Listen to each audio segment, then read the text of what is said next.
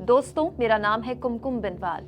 जिस देश की लोकसभा के अंदर करीब 50% के आसपास सांसदों पर गंभीर धाराओं के तहत केस दर्ज हैं, एक पर तो बॉम्ब ब्लास्ट तक के मामले में मौजूद होने का आरोप है, उस लोकसभा के अंदर राहुल गांधी की सजा का ऐलान होते ही एक दिन के अंदर उनकी सांसदी चले जाना, उनकी सदस्यता चले जाना वाकई हैरान करता है।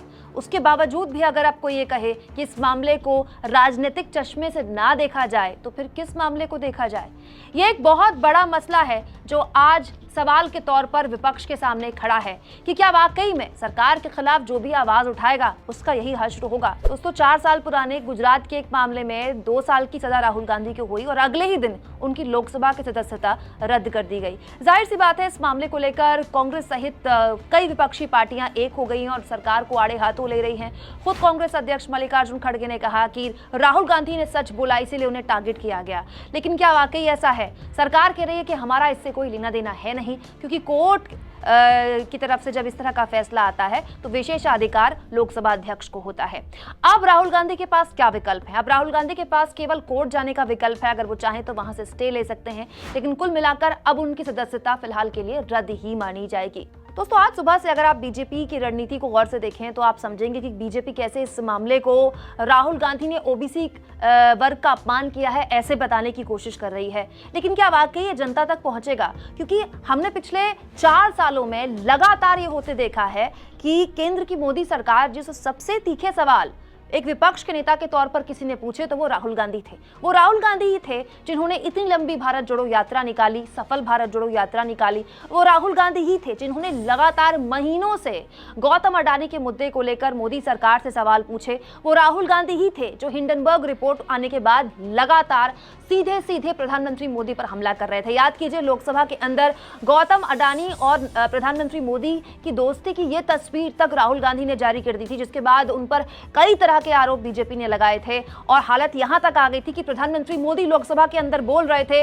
और मोदी अडानी भाई भाई के नारे लग रहे थे। तब से लेकर अब तक संसद चल नहीं पाई है। विपक्ष लगातार अडानी के मुद्दे को लेकर जेपीसी की मांग कर रहा है। तो क्या ये सब एक रणनीति के तहत किया जा रहा है जिससे कि विपक्ष का जो मनोबल है उसको तोड़ दिया जाए? फौरी तौर पर अगर आप इसे देखें तो ऐसा लगता है।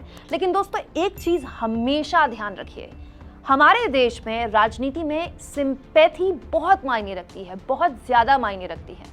हमारे देश में उस पर जिस पर ऐसा लगे कि जुल्म हो रहा है, ऐसा लगे कि उसके साथ गलत हो रहा है, ऐसा लगे कि किसी के साथ अत्याचार हो रहा है, देश की जनता उसके साथ जरूर जुड़ती है। हाल के दिनों में राहुल गांधी को जब भी टारगेट किया जाता है, कांग्रेस पार्टी यही कहती है कि राहुल गांधी को टारगेट इसीलिए किया जा रहा है क्योंकि पीएम मोदी से सीधे सवाल पूछते हैं। अभी कुछ दिन पहले उनके घर में सीधे दिल्ली पुलिस पहुंच गई थी। उसके बाद गुजरात का ये 4 साल पुराना केस और अब लोकसभा की उनकी सदस्यता जाना। कहीं ऐसा ना हो कि राहुल गांधी को टारगेट करते करते राहुल गांधी को देश का सबसे बड़ा विपक्षी चेहरा बना दे बीजेपी। दोस्तों, राजनीतिक पंडित तो यहां तक कह रहे हैं कि जिस तरह से राहुल गांधी को लगातार टारगेट किया जा रहा है, कहीं ऐसा ना हो कि राहुल गांधी 2024 तक विपक्ष का न केवल सबसे बड़ा चेहरा बन जाए बल्कि विपक्ष की एकता की एक महत्वपूर्ण धुरी बन जाए। क्योंकि कल जब राहुल गांधी पर सजा का ऐलान हुआ तो पहली बार अरविंद केजरीवाल ने इसका विरोध किया था। ये वही केजरीवाल हैं जो लगातार जितने हमले बीजेपी पर करते हैं उतने ही हमले कांग्रेस पर भी करते हैं। ऊपर से देखने में ऐसा लगता है कि अब राहुल गांधी के पास खोने के लिए क्या ही बचा है। एकमात्र वो वायनाड से लोकसभा के सदस्य थे।